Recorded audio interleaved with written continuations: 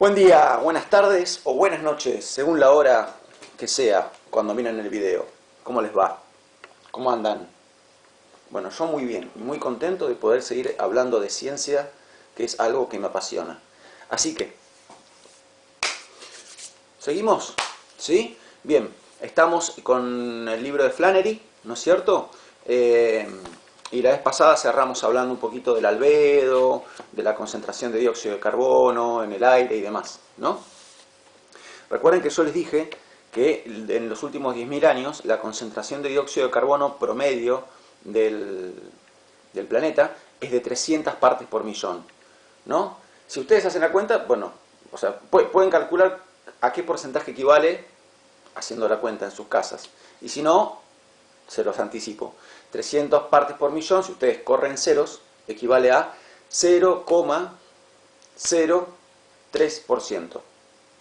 ¿No? Entonces, ¿qué quiere decir 0,03%? Quiere decir... quiere decir esto, a ver. Que si tomamos como denominador 100, esta es la concentración de dióxido de carbono promedio en la atmósfera en los últimos 10.000 años del planeta. Y si tomamos como denominador no 100, sino 1.000.000, uy, perdón, ahí, estaba escribiéndolo mal, entonces nos da 300, ¿sí? 300 partes por millón, o sea, fíjense que acá lo que estamos en 1.000.000 con respecto a 100, lo que tiene son 4 ceros más, ¿no? Entonces, lo corremos 4 cifras, 330, 3, de 300 pasamos a 30, de 30 a 3, de 3 a 0,3, de 0,3 a 0,03. ¿Sí? 300 partes por millón quiere decir que la cantidad de dióxido de carbono en la atmósfera, si uno considera la totalidad de gases que hay en la atmósfera en los últimos 10.000 años del planeta, ¿cuánto de esos gases es dióxido de carbono? El 0,03%, ¿no? O sea que fíjense la letalidad del dióxido de carbono para la vida, ¿no? Que si ese número se duplicara, porque la proyección de los científicos es que estamos avanzando hacia lo que sería ya 600 partes por millón, o sea, 0,06%. Ya si se tocara esa cifra, habría cambios climáticos todavía peores que los que hay ahora. Muchos de ellos ya totalmente irreversibles. Entonces, apenas un 0,06% de dióxido de carbono en la atmósfera traería ya consecuencias absolutamente calamitosas y absolutamente irreversibles. O sea que fíjense lo grave que es este gas. Si ya no hablemos de 0,0, si algún día, Dios quiera que no, pero si algún día la concentración de dióxido de carbono llegara a 1%, tan solo 1% en la atmósfera, ya no existiría agua líquida en el planeta Tierra. Nos pasaría lo mismo que Venus. En Venus no puede existir el agua líquida, ¿no? Con un 1% de dióxido de carbono, ya el agua no puede existir en estado líquido. No hay mares, no hay océanos, no hay ríos, no hay lagos, lagunas. Si abrieras una canilla, aparte de que la canilla te recontraquemaría tocarla, y vos mismo no podrías existir, obvio, ¿no? Pero saldría vapor de agua directamente de la canilla. Pero aparte nos evaporamos nosotros, porque somos 70% agua. Imagínate qué pasara si el 70% de tu cuerpo entrara en ebullición. Eso ocurre ya con un 1% de dióxido de carbono en la atmósfera. Ahora no, o sea, en los últimos 10.000 años la concentración ha sido de 0,03%, o sea, 300 partes por millón. Ya aumentó con respecto a ese número. Y las proyecciones dan que estamos yendo para un 0,06%, o sea, 600 partes por millón. Bueno, hay que evitar llegar a eso. Si se llegara a 600 partes por millón, o sea, a que haya un 0,06% de concentración de dióxido de carbono en la atmósfera, ya la temperatura promedio del planeta aumentaría entre 3 y 6 grados. Entre 3 y 6 grados. Ya aumentó la temperatura promedio del planeta, pero ¿qué pasa si seguimos con las proyecciones? Y si se cumplen estas proyecciones, ¿no? Yo les dije que la temperatura promedio del planeta en los últimos 10.000 años ha sido de 14 grados. Bueno, Antes de llegar al siglo XXII, ya bastantes décadas antes de llegar al siglo XXII, ya la temperatura promedio del planeta va a estar entre 17 y 20 grados. No miren esto con el punto de vista del sentido común, como pensando, bueno, me saco el pullover y listo, ando en remera por la calle.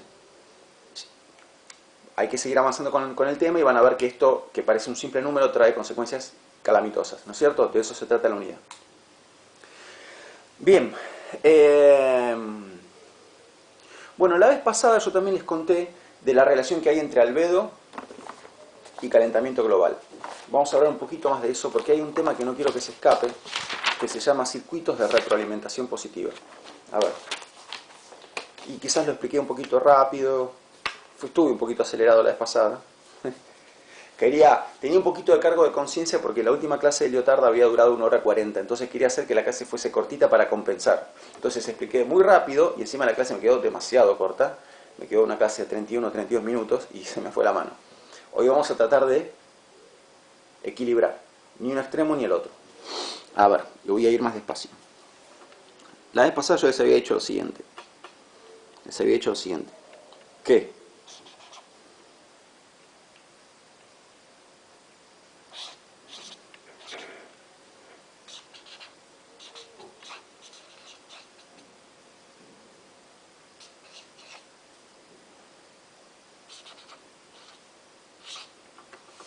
Que hay una relación.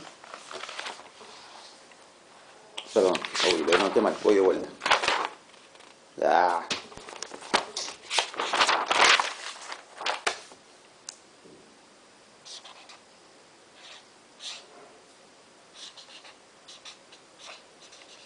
Les dije que mientras más aumenta la temperatura del planeta, ¿no? Más se derrite la nieve y el hielo, con lo cual disminuye el albedo del planeta. Mientras más se derrite la nieve y el hielo, menos energía podemos reflejar del Sol, menos energía refleja del Sol el planeta Tierra. Con lo cual, aumenta la temperatura, se absorbe más energía del Sol. A medida que aumenta la temperatura, se derrite más nieve y más hielo. Se derrite más nieve y más hielo, disminuye el albedo, se absorbe más calor, aumenta la temperatura. Es menos el calor que se rebota y más el calor que se absorbe, entonces aumenta la temperatura. Ven que como todo esto se potencia. El aumento de la temperatura produce disminución del albedo, la disminución del albedo produce aumento de la temperatura, y eso produce más disminución del albedo, que produce más aumento de la temperatura, etc. Bueno, ven que acá hay como un circuito, ¿no?, de retroalimentación. Porque esto produce un efecto en esto, que produce un efecto en esto, que produce un efecto en esto, que produce un efecto en esto. Esto se llama es un ejemplo de un circuito de retroalimentación positiva. Digo que es un ejemplo porque en esta clase les voy a explicar otro ejemplo de circuito de retroalimentación positiva.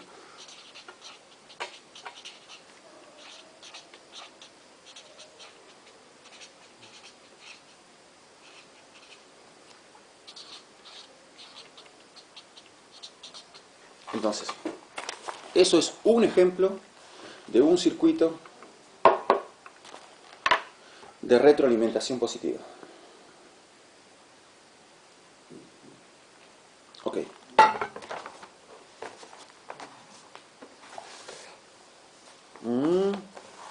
Perdón.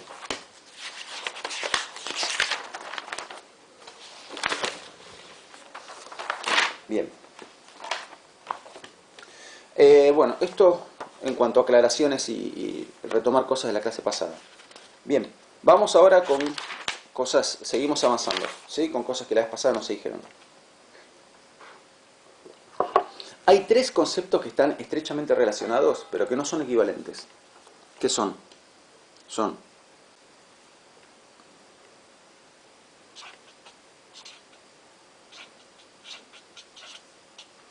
el efecto invernadero, el calentamiento global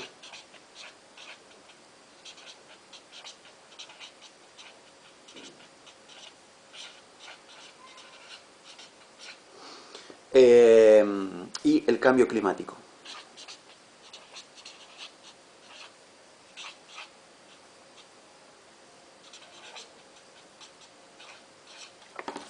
efecto invernadero, calentamiento global y cambio climático.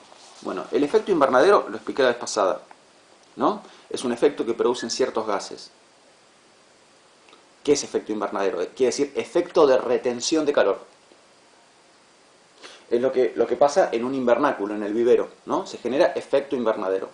El calor queda retenido. Entonces hay gases, como el dióxido de carbono, como el metano, que producen ese efecto. El efecto de que el planeta no puede enfriarse. O sea, retiene calor, retiene calor, retiene calor. Como retiene calor, retiene calor, retiene calor, ¿qué ocurre? Calentamiento global. ¿No? El calentamiento global es producto del efecto invernadero. El efecto invernadero produce como efecto calentamiento global. Aumento en las temperaturas en todo el planeta, por eso global. Ese aumento en las temperaturas genera consecuencias en el clima, de todo tipo. En las lluvias, en las mareas, en los vientos, en las cosechas, en todo. Ya vamos a ver cuáles son esos cambios. Bueno, muchos ya los habrán visto en el noticiero, o los pueden googlear también. No, googlear no usemos esa palabra. Google es algo malo. Los pueden buscar en internet. Bueno. ¿Está bien? Entonces el cambio climático es consecuencia del calentamiento global. Y el calentamiento global es consecuencia del efecto invernadero. ¿Ok? Bien. Bueno, vamos a hablar ahora de lo que es las capas de la atmósfera, ¿sí? Porque tenemos que hablar bastante de la atmósfera. Entonces, la atmósfera la atmósfera es todo ese conjunto de gases que rodean la superficie del planeta, ¿no? Estamos en un planeta que se llama Tierra, que está rodeado por toda una capa de gases que a su vez está subdividida en otras capas. Esa capa de gases se llama atmósfera y está subdividida en otras capas. ¿Cuáles son esas otras capas?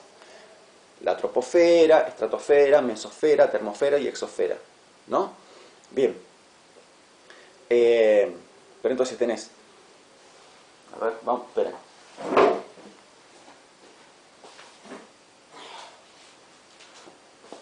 Vamos con la naranja de vuelta. Si este es el planeta Tierra, ¿sí? ¿No es cierto? Bueno, es sólido, ¿no?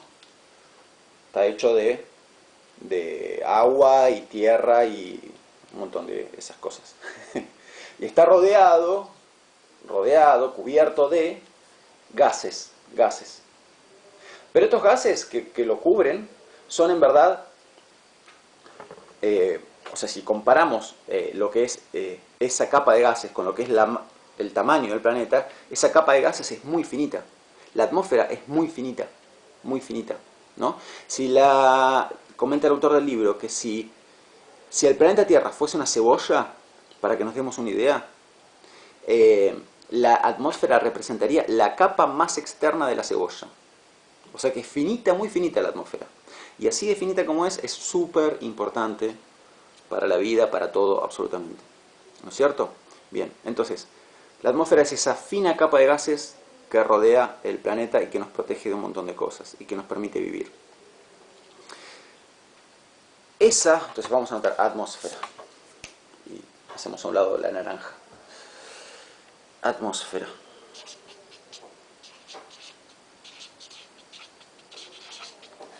¿Sí? Atmósfera. Bien. Ya definimos qué es la atmósfera. Bueno, ahora vamos a hablar de las capas de la atmósfera. La atmósfera tiene 5 capas. En el libro menciona 4. Lo que pasa es que la última capa, el punto es que no hay un acuerdo universal en cuanto a hasta dónde llega la atmósfera, ¿no? ¿Por qué? Porque esa capa de gases, o sea, a medida que ustedes se van alejando de la superficie del planeta, esa capa de gases se hace más sutil, cada vez más sutil, cada vez hay menos gases. Entonces no es que, a ver, ¿cómo puedo decir? No es que vos tenés un montón de gases hasta tal altura y ahí corta y no hay más gases. Y uno puede decir, bueno, ahí terminó la atmósfera y empezó el espacio exterior.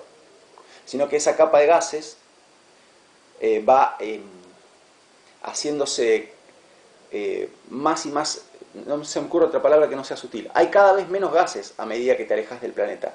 Cada vez menos. Pero es gradual la disminución en la cantidad de gases. O sea, es gradual la disminución. ¿De qué hablo cuando hablo de cantidad de gases? Hablo del aire, ¿no? Entonces, cada vez hay menos y menos aire, pero no es que el aire termina de golpe en un momento y ya está. Y estás de golpe, ¡pum!, en el espacio exterior. Sino que es gradual. Entonces, al ser gradual, cuesta establecer un acuerdo en cuanto a dónde termina la atmósfera y dónde empieza el espacio. Esto es como si vos querés, no sé, establecer dónde termina la orilla de un río o de un mar y ya no estás más en la orilla, estás en tierra firme.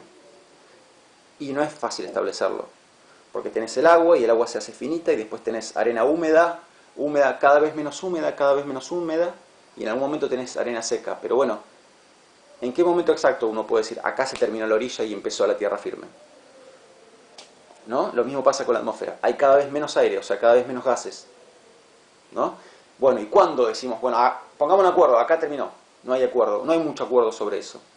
Entonces, el autor considera que la atmósfera tiene 4 capas. Algunos agregan una quinta capa. Pasa que esa quinta capa, justamente, algunos piensan que no hay por qué agregarla, porque esa quinta capa en esa quinta capa prácticamente no hay gases. Es casi vacío, prácticamente espacio exterior. Entonces, ¿vale la pena agregar una quinta capa o no? ¿No? Esto es como si te digo, en la orilla del mar tenés la parte de agua profunda, la parte de agua no tan profunda, la parte donde hay una capita así de agua, la parte donde está la espumita, la parte donde está la arena muy húmeda, la parte donde está la arena menos húmeda, la parte donde la arena ya está seca pero hay algunas gotitas. Bueno, eso, donde está la arena seca pero hay algunas gotitas, ¿merece ser llamado orilla?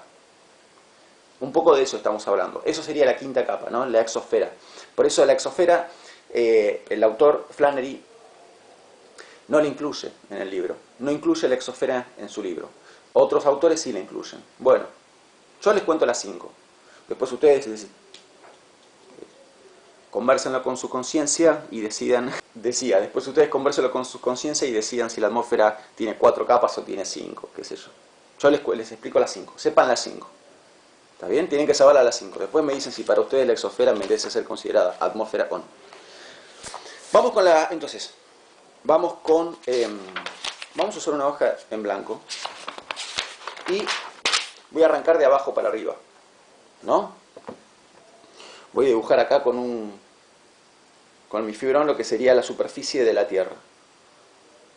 Y acá tenemos el monte Everest.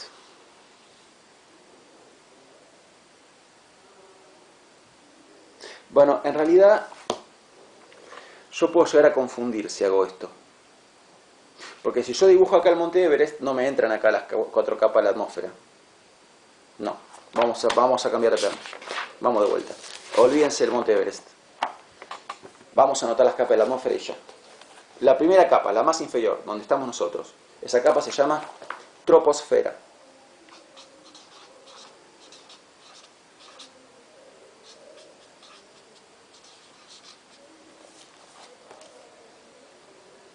Troposfera.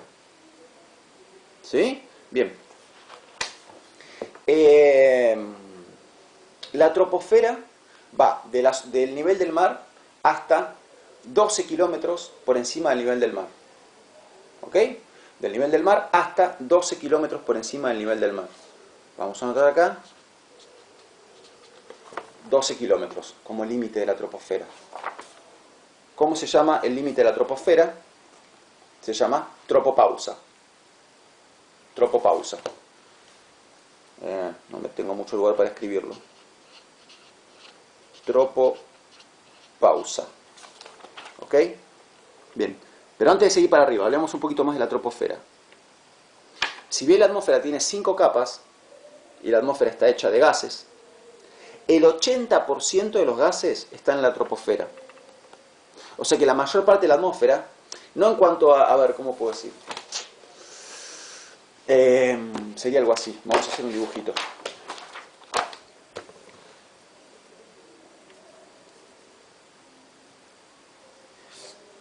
Imaginen ustedes que esta línea representa la superficie del planeta y que con cada puntito que hago yo represento una molécula de aire. La situación sería algo así, digamos.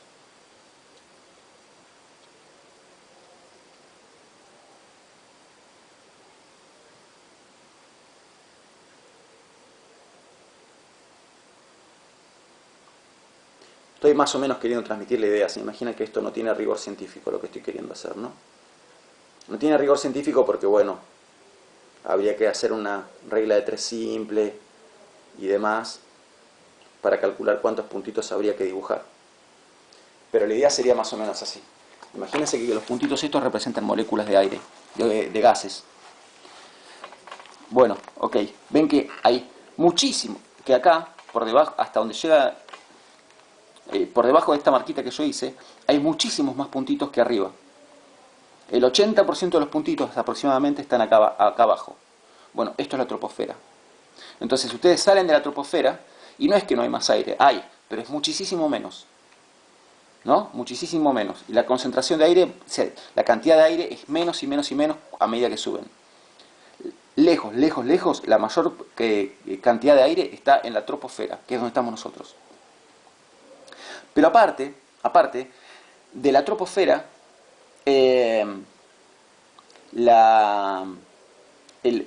no toda la troposfera igual es respirable.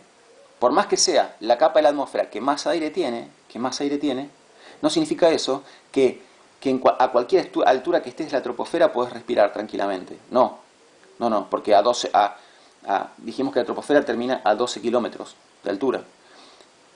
A 11 kilómetros de altura no puedes respirar. A 10 tampoco, a 9 tampoco.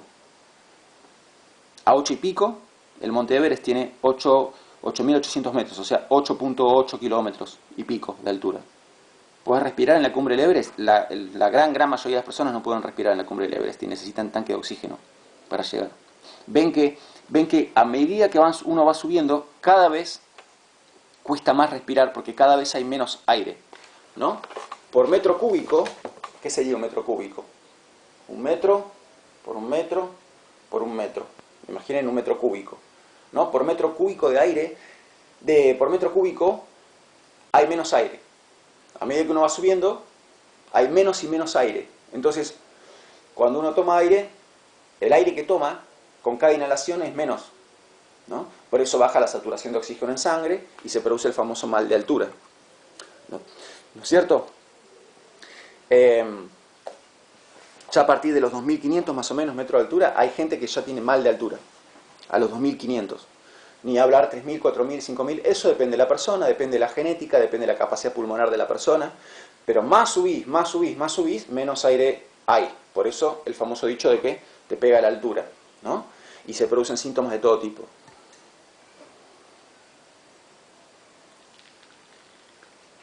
Bien, ok. Entonces, en general se considera que de esos 12 kilómetros que tiene de altura la troposfera, el primer tercio de la troposfera es habitable. O sea, los primeros 4 kilómetros. Que es más o menos el límite de altura en el cual se encuentran poblaciones. 3.000 y pico, 4.000 y pico, hay pueblos de altura, ¿no? Como en Bolivia y demás. Más que eso ya es muy difícil. Un comentario en relación con eso también. A medida que se va subiendo en altura, no solo hay cada vez menos aire, sino que aparte va bajando la temperatura. La temperatura disminuye a razón de 6 grados y medio por kilómetro que hayamos subido. O sea que en promedio, si acá suponete tenés 20 grados de temperatura, en un día, no sé, de primavera, qué sé yo, en ese mismo día, 1 kilómetro más arriba, vas a tener 13,5 grados de temperatura a 1.000 metros de altura. Y a 2.000 vas a tener todavía menos, o sea, 7 grados. Y a 3.000 metros, 0,5 grados. ¿No es cierto? Bueno, y si subís más, baja y más la temperatura. Piensen ustedes que los aviones viajan cuando alcanzan lo que se llama su altura crucero, ¿no? O sea, si un avión quiere llegar de acá hasta acá, busca alcanzar determinada altura, que es la altura óptima, la altura en la que más rinde el combustible. Esa altura es en general 10 kilómetros más o menos, 10-11 kilómetros. Entonces el avión primero trata de trepar, llega a esa altura, se mantiene en esa altura hasta que está llegando a destino y ahí baja, ¿no? Obviamente la cabina está presurizada, ¿no es cierto? O sea, está todo, el aire que se respira dentro de un avión no es el aire de afuera, porque el aire afuera no lo podrías respirar, te asfixiarías, ¿no? Entonces la cabina está sellada, presurizada, con oxígeno que te van tirando. Y aparte está aclimatada la cabina, porque a esa altura hay como 40 grados bajo cero. Les cuento una anécdota de una persona que yo conozco que trabajaba para una aerolínea.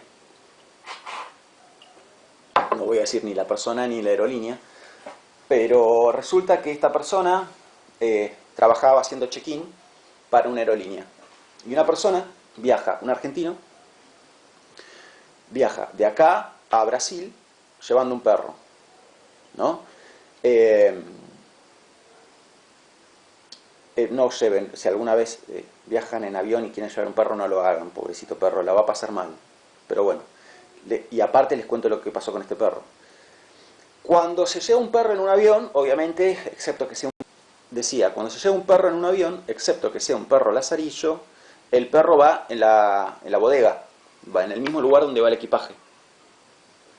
Ahora, yo les decía, la cabina, o sea, donde viajan los pasajeros, está aclimatada y está oxigenada. ¿Qué pasa con la bodega? ¿Está aclimatada y oxigenada? No, porque ahí va equipaje. Entonces, no está calefaccionado y no hay oxígeno ahí. Excepto que, la única excepción es que viajen animales ahí. Si viaja un animal, entonces la cabina tiene un sistema de calefacción y un sistema de presurización también, que solamente lo activan si viaja un animal, nada más. Lo normal es que no lo activen, ¿no? Es como excepcional que activen la presurización y la calefacción de la cabina, de la bodega. Solamente lo hacen si viaja un animal. Bueno, esta vez estaba viajando un animal. ¿Qué pasó con el animal? Tiene final feliz, no se preocupen, si se están asustando, les cuento que tiene final feliz.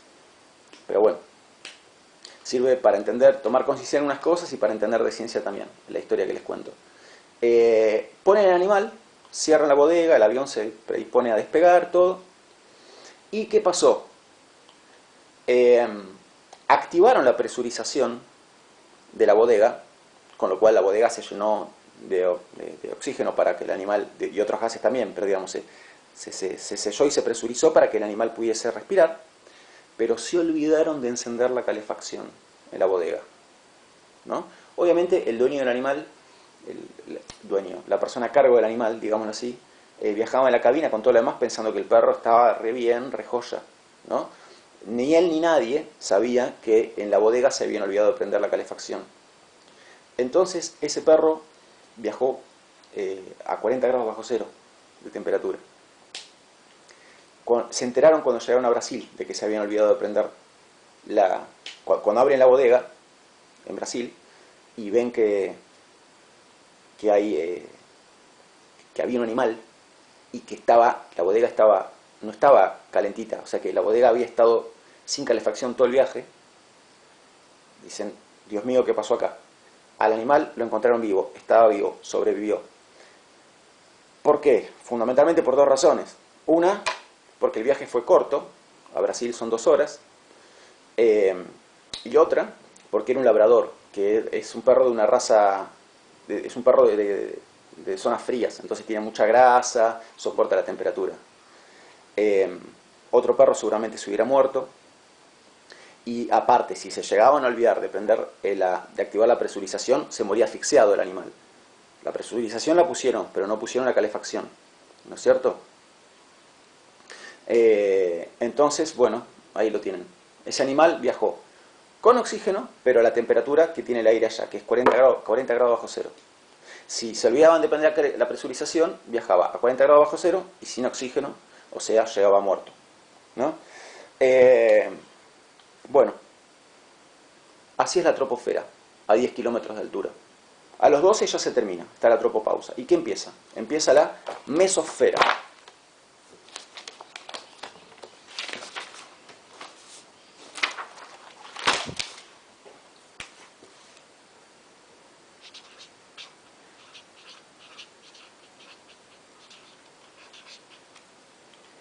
Bien. La mesosfera va de los 12 a los 50 kilómetros. Perdón, mesosfera no. Estratosfera. Ay. Perdón, perdón.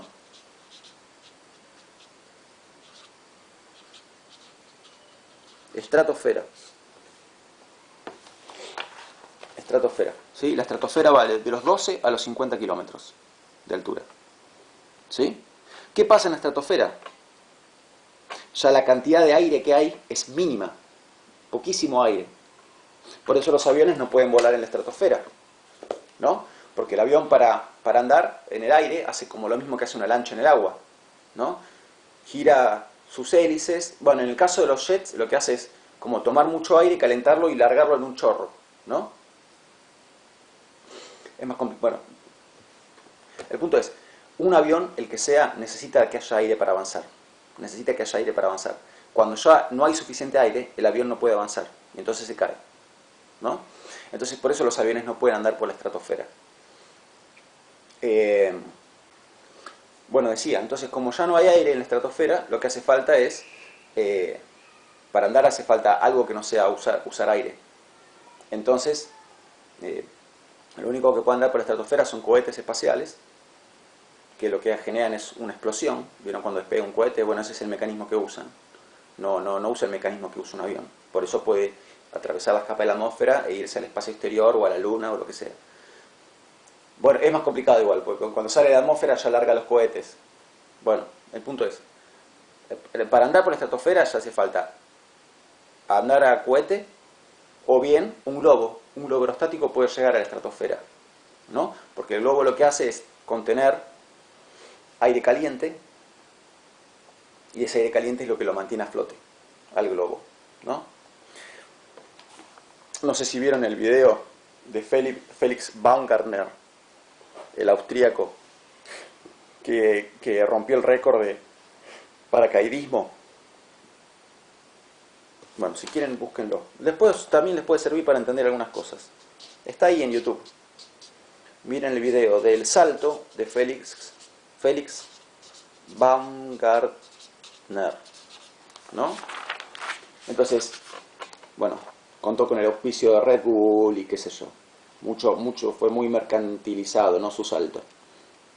Entonces Felix Baumgartner lo que hizo fue saltar desde la estratosfera. ¿Cómo hizo para llegar a la estratosfera? Llegó en globo, obviamente, ¿no? Justamente si ustedes ven el salto de Felix Baumgartner, que está grabado con camarita, lo que van a ver es que él primero baja, o sea, cae, y va como cayendo cada vez más rápido, cada vez más rápido, cada vez más rápido, y después la velocidad de la caída empieza a frenarse. Con lo cual uno se pregunta, ¿cómo puede ser? Si está cayendo, ¿cómo puede ser que una caída se empiece a hacer de golpe más lenta? Es ridículo. Cuando te caes cada vez más rápido. Bueno, ¿por qué? Porque, recuerden este gráfico que yo les hice, ¿no? El 80% del aire está en la troposfera y él saltó desde la estratosfera. Entonces, si vos saltás desde acá, pónganle, desde donde hago esta marquita, primero tenés menos aire que atravesar. Entonces la caída está mucho más libre, mucho más despejada. Cuando llegás a esta zona, entras en fricción con el aire, porque hay mucho más aire. Y ese aire va frenando la caída. No frenándola hasta hacerla detener, eso desde ya, digamos. Pero la caída va a ser siempre mucho más rápida en este tramo que en este otro tramo. Porque acá hay que atravesar menos aire y acá hay que atravesar más aire. ¿No es cierto? Aparte cuando lo miran el video y tienen como datos, te muestra lo que él va viendo y datos, ¿no? La altura a la que está, la velocidad a la que va cayendo, la temperatura del aire, el pulso, la frecuencia cardíaca del tipo, etc. Así que bueno, mírenlo. Después, Bueno, en la estratosfera también están los globos que se usan para predecir el tiempo, ¿no? Globos que están manejados a control remoto, o sea, no tienen ninguna persona, ¿no? Pero digamos funcionan con el mismo mecanismo que un globo aerostático. Están ahí flotando en el aire y se usan para predecir el tiempo. Y también están los globos de Google, los famosos globos de Google. Y no sé si vieron que hace poquito salió una foto de un supuesto objeto volador no identificado en Japón, que es como un disco blanco. Bueno, les tengo una mala noticia, no son seres inteligentes que vienen de otras galaxias a visitarnos, era un globo del tiempo, ¿no? Que por alguna razón había bajado, pero es un globo del tiempo también, ¿sí? Muchas veces pasa que por alguna razón se llegan a ver porque bajaron y la gente se piensa que son alienígenas, pero bueno, son globos. Bueno, entonces, la estratosfera va de los 12 a los 50 kilómetros. Y en la estratosfera pasa lo contrario que en la troposfera. En la troposfera, a medida que subís, la temperatura baja. Pero cuando vos estás en la estratosfera, empezás a subir y la temperatura aumenta. Cada vez hace más calor. Y hay fuertes vientos en la estratosfera también, como dato para saber. Después de la estratosfera viene la mesosfera. ¿Sí? Mesosfera quiere decir la esfera que está en el medio. ¿Por qué se lo llama troposfera, estratosfera, mesosfera? Porque tienen forma de esfera, ¿no? Rodean el planeta como una esfera. Entonces tenés una primera esfera que es la troposfera, otra esfera que es la estratosfera, otra que es la mesosfera. Por eso se le dice como si fueran esferas, ¿no? Bien, la mesosfera, que sería la esfera del medio, va de los 50 kilómetros a los 80. Bien, en general es a esta altura, en la mesosfera, donde se forman las famosas estrellas fugaces. Que las estrellas fugaces no son estrellas en realidad, ¿no? Son asteroides que empiezan a entrar en el planeta, y cuando entran en el planeta ya pasan de ser asteroides a ser meteoros, ¿no? Un meteoro es un asteroide que empezó a penetrar en la atmósfera. ¿Y qué pasa cuando penetran en la atmósfera? Por la velocidad a la que vienen, ¿no? y la frotación con el aire, se queman. O sea, mientras ese cacho de roca está en el espacio, no le pasa nada, porque ahí en el espacio no hay nada, es puro vacío. Entonces no entra en frotación con nada. Pero a medida que empieza a ingresar en la atmósfera, empieza a frotarse con el aire. ¿Y qué pasa cuando uno frota algo? Se genera calor. Y si frotas más rápido, se genera más calor. Y más rápido, te empezás a quemar. Bueno, eso le pasa a esos cachos de roca. Se queman por la fricción con el aire. Por eso la atmósfera nos protege, ¿no? Y cuando se quema por la fricción con el aire, y es de noche, y tenemos la suerte de estar mirando justo para arriba, vemos una hermosa estrella fugaz. ¿Qué es? Es ese cacho de roca que se está quemando hasta desintegrarse. A veces se divide, ¿no? Se divide en dos pedazos más chiquitos y a veces forma una estela muy hermosa de un color como verdoso, y después la dejamos de ver. Es una cosa muy hermosa de ver. Podría llegar a pasar, obviamente, que el cacho de roca ese fuese muy grande. Y si es muy grande, quizá la atmósfera no lo llega a desintegrar del todo. Y hay un pedazo que llega a caer a la Tierra. Eso es un meteorito. ¿No? Los meteoritos pueden ser chiquitos y pasar desapercibidos, un pedacito de roca que, ¡pum!, llegó a entrar en contacto con la Tierra. Pueden ser más grandes. Pueden ser todavía más grandes y pasar como el de Rusia, que hace unos años salió en la tele. Un meteorito que impactó en Rusia. Otro meteorito, ¿en Rusia había sido? Creo que en Rusia. Bueno, o pueden ser más y más grandes, o más y más grandes, y producir la extinción de la mayor parte de la vida en el planeta, que fue lo que pasó hace 65 millones de años, ¿no? Cayó un meteorito tan grande que en la atmósfera no solo no lo llegó a desintegrar, sino que aniquiló casi toda la vida en el planeta, incluidos los dinosaurios, 65 millones de años atrás. Bien. Bueno, esperemos que eso no nos pase a nosotros.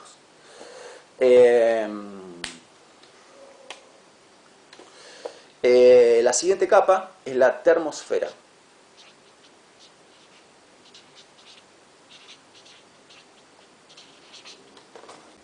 ¿Ok? Bien. La termosfera va de 80 a 690 kilómetros de altura. O sea que es una capa ya mucho más amplia. Ni hablar de que ya casi no hay aire en la termosfera. Prácticamente no hay aire. Ahora, la temperatura del aire que está en la termosfera es altísima. La temperatura del aire en la termosfera es de más o menos 1000 grados. Pero hay tan poquito aire que si pusieras una mano en la termosfera, no te quemarías. Imagínense que, imaginemos que estamos hablando no de aire, sino de agua. Y hay pequeñas gotitas de agua flotando. ¿Qué pasa si esas gotitas de agua están a 1000 grados? Te queman. Pero ¿qué pasa si en toda esta habitación hay 3 gotitas de agua? ¿Me quemo? Y no, porque hay 3. Entonces una por allá, otro por allá, otro por allá. ¿Yo ahora sentiría calor? No, porque por más que estén a 1000 grados son 3 gotitas chiquititas de agua. Entonces, digamos, la temperatura del aire es altísima, pero hay tan poco aire que eso no significa que la termosfera esté caliente. Bien, en la termosfera es donde hay ya algunos satélites. Pasa que los satélites están todos a diferente altura, según la función que cumplan. Satélite de comunicaciones, satélite de GPS, etc., ¿no? Satélites espías. Entonces, ya hay algunos satélites. En la termosfera está la aurora boreal. ¿Vieron la aurora boreal esa? Que, bueno, yo nunca la vi en persona, pero algún día antes de morir la tengo que ver. Que es ese fenómeno atmosférico alucinante de colores verdes, rojos y ondulaciones así. Bueno, eso se forma en la termosfera, ¿no? ¿A qué altura se forma la aurora boreal? La aurora boreal particularmente se forma a los 100 kilómetros, más o menos, de altura, aproximadamente. Los 100 kilómetros es lo que se conoce como línea de Kármán.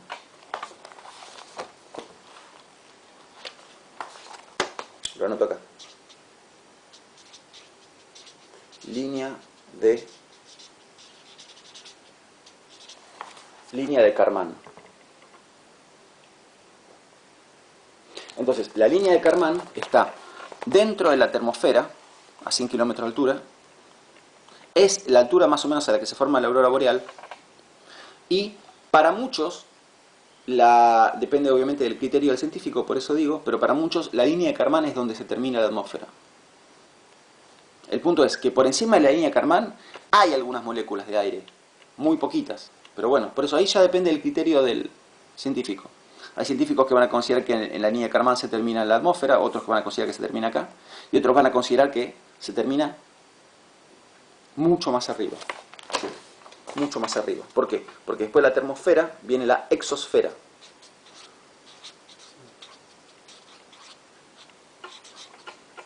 La exosfera va de los 690 a los 10.000 kilómetros. Por eso, ven que, digamos, considerar que esto sigue siendo una capa de la atmósfera puede llegar a ser como algo demasiado generoso, pensar que esto sigue siendo atmósfera, pero algunos piensan que sí. Así que por eso la incluimos, exosfera, de los 690 a los 10.000 kilómetros. Bueno, estas son las capas de la atmósfera, entonces, troposfera, estratosfera, mesosfera, termosfera y exosfera. Ok, muy bien. Bueno, seguimos. Vamos a hablar de la composición de la atmósfera. ¿Sí? La atmósfera está hecha de gases, pero ¿cuáles son los gases que componen la atmósfera? Ok, la mayor parte de la atmósfera es nitrógeno y oxígeno. Estamos hablando de que la atmósfera tiene un 78% de nitrógeno, lo cual es un montón. 78% de nitrógeno, 20,9% oxígeno,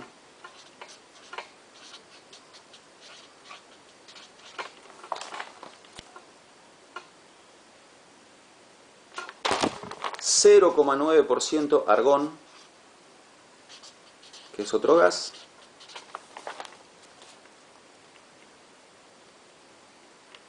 tenemos un 0,0 algo por ciento de otros gases.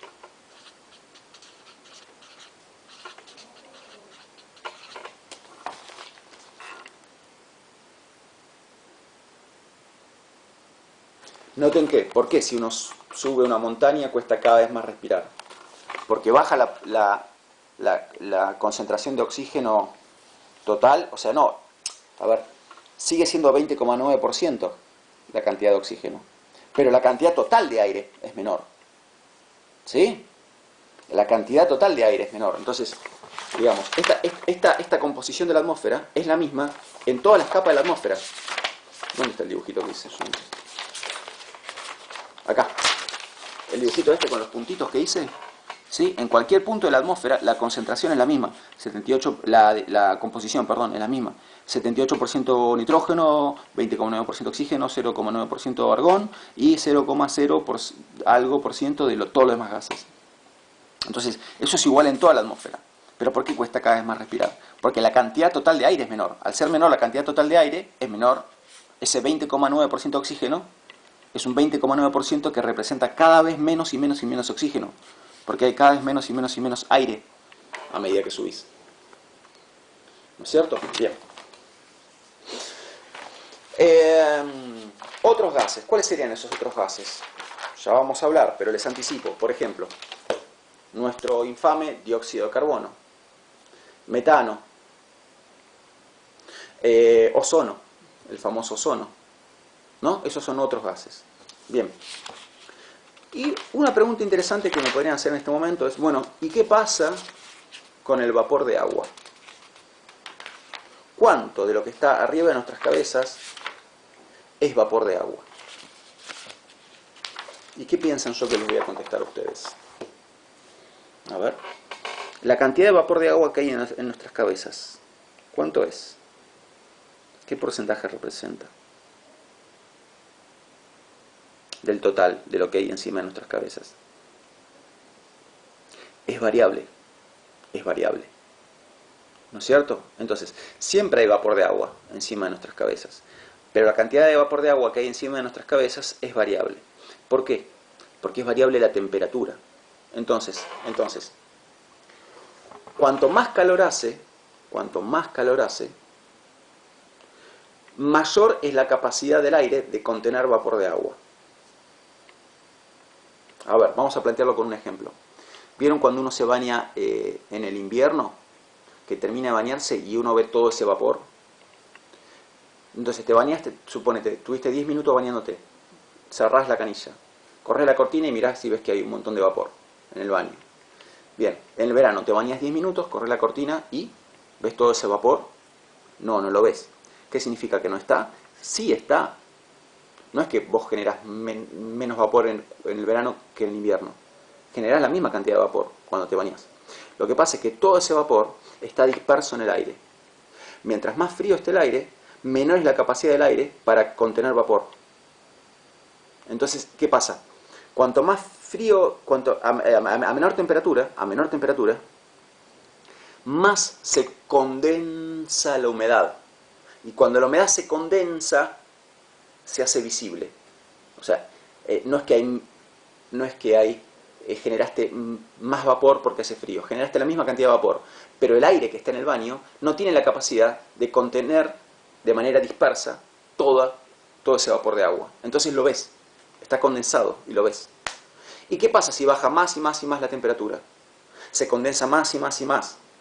Y si baja más y más la temperatura, se condensa más y más y más hasta un punto en que ya cae en forma líquida. Y así es como tenemos las lluvias, ¿no? Entonces, vieron que en el verano cuando va a llover, hace mucho calor, primero, ¿no? Y no hay nubes. Viene una masa de aire frío, viene una masa de aire frío, y ese aire frío, ¿qué hace? Que se nubla el cielo. ¿Por qué se nubla? Porque de golpe abracadabra, apareció agua. No, esa agua ya estaba ahí, pero estaba dispersa. Entonces pasa lo mismo que en el baño. ¿Qué pasaría en el baño si de golpe te estás bañando en un día de verano de 34 grados generás vapor, el vapor está disperso y no lo ves en el baño, ¿qué pasa si de golpe bajara 20 grados la temperatura? Pasaría que verías ese vapor, se condensaría todo ese vapor que generaste. Lo mismo pasa cuando está por llover. Entonces, tenemos primero mucho calor, el vapor está muy disperso, entonces como está disperso no se lo puede ver. Viene una masa de aire frío y eso hace que se condense toda esa cantidad de agua que estaba ahí y que no la podíamos ver porque estaba muy dispersa. Entonces, de estar tan disperso pasa a estar más condensado. Y a medida que se enfría más el aire, se condensa más el agua. Hasta un punto en que ya está tan condensada el agua de arriba que cae en forma de lluvia, ¿no? Bueno, bien. ¿Por qué es importante explicar esto? ¿Por qué es importante explicar esto? Porque entre el calentamiento global y el vapor de agua se forma otro circuito de retroalimentación positiva. Se forma otro circuito de retroalimentación positiva.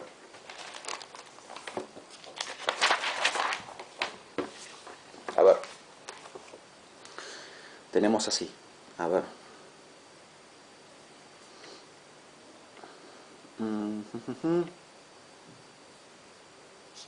A medida que aumenta la temperatura, el aire de la atmósfera tiene la capacidad de contener más vapor.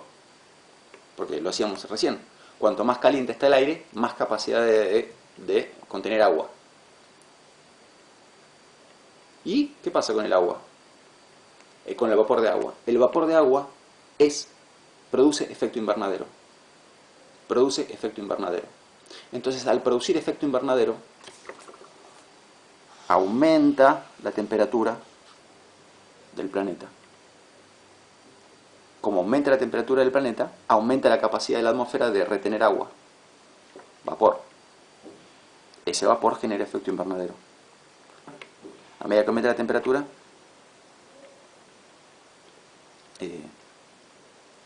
el aire retiene más vapor. A medida que retiene más vapor, ese vapor genera efecto invernadero y por lo tanto aumenta la temperatura. Aumenta la temperatura, se retiene más vapor. Se retiene más vapor, aumenta la temperatura.